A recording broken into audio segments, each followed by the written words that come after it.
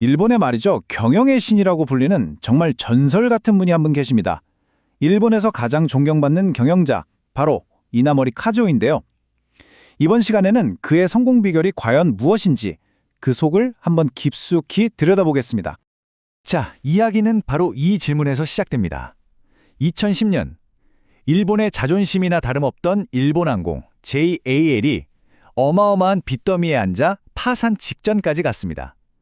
이때 구원투수로 등판한 인물이 77살의 어르신이었는데 심지어 항공업 경험이 전혀 없었다는 거예요. 이게 과연 가능한 일이었을까요? 근데 진짜 놀라운 건 뭔지 아세요? 그가 이 말도 안 되는 임무를 맡으면서 받은 월급이 바로 0원이었다는 겁니다. 정말 단 한 푼도 받지 않고 망해가는 거대 기업을 살리겠다고 뛰어든 거죠. 도대체 무엇이 그를 이렇게 움직이게 한 걸까요? 자, 그 답을 찾으려면 이 기적의 주인공 이나모리 카즈오가 도대체 어떤 사람인지부터 알아봐야겠죠? 와, 이분의 이력을 보면요. 진짜 성공신화 그 자체입니다. 27살에 직원 28명으로 시작한 교세라를 세계적인 기업으로 키워냈고요.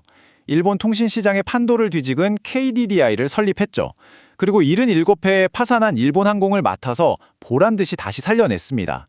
괜히 경영의 신이라고 불리는 게 아니었던 겁니다. 아니 그럼 도대체 무슨 수로 JAL을 바꿔놓았을까요?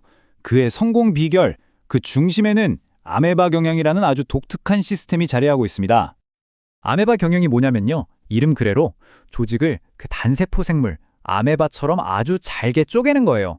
그리고 각각의 작은 아메바들이 마치 하나의 독립된 회사처럼 움직이는 거죠. 자신들의 수익과 비용을 스스로 관리하고 그 결과에 대해서도 스스로 책임지게 하는 겁니다. 지금 보시는 이 그림이 그 차이를 딱 보여주는데요. 과거 JL은 모든 결정이 위에서 아래로 내려오는 거대한 피라미드 구조였어요. 얼마나 답답하고 느렸겠어요. 그쵸? 그런데 아메바 조직은 각 팀이 독립적으로 아주 빠르게 판단하고 움직이는 네트워크 구조입니다. 속도나 유연성 면에서 비교가 안 됐던 거죠. 이 시스템을 도입하니까 모든 직원이 자기가 사장인 것처럼 움직이기 시작한 겁니다. 예를 들면 객실 승무원들은 기내 음료 재고 하나까지 꼼꼼히 챙기면서 비용을 줄였고요. 조종사들은 어떻게 하면 기름값을 아낄 수 있을까? 가장 효율적인 항로를 직접 연구했대요. 내 팀의 성과가 바로바로 눈에 보이니까 주인의식이 생길 수밖에 없죠. 책임감은 당연히 올라가고 모든 정보가 투명하게 공개되니까 그 고질병 같던 관료주의가 그냥 사라져버린 거죠. 이게 바로 신의 한 수였던 겁니다. 그런데 말이죠. 이런 경영 시스템 하나 도입했다고 모든 게 해결됐을까요? 패배감에 찌들어 있던 직원들의 마음을 움직이고 그 회사의 문화 자체를 뿌리부터 바꾼 진짜 힘은 과연 어디서 나왔을까요?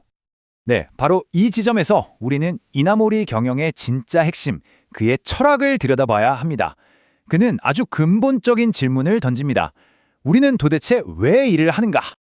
이거 정말 놀랍지 않으세요? 보통 회사 목표가 뭐냐고 물으면 이윤극대화라고 하잖아요. 그런데 이분은 아니었어요. 직원의 행복이 먼저다 이렇게 선언을 한 겁니다. 단순히 돈을 많이 버는 물질적인 행복뿐만 아니라 이를 통해 느끼는 보람이나 성장 같은 정신적인 행복까지도요. 실제로 JAL 회장이 되고 나서 거의 매일 밤 직원들하고 맥주 마시면서 그들의 이야기를 진심으로 들어줬다고 해요. 이익이란 건 그저 직원들이 행복하게 일하면 따라오는 결과물일 뿐이라는 거죠. 그러니까 이분한테 일이라는 건 그냥 돈벌이가 아니었던 거예요. 마치 스님들이 수행하듯이 일을 통해서 인격을 갈고 닦고 내면을 성장시키는 하나의 과정이었던 거죠. 내가 하는 일을 내 운명 천직이라고 여기고 지독하게 파고들 때 비로소 인생의 진짜 가치를 알 수 있다는 겁니다. 자, 그럼 이제 그의 경영 기법이랑 이 깊은 철학이 어떻게 하나로 딱 합쳐지는지 그 핵심 공식을 한번 보시죠. 그의 성공 방정식은 이렇습니다.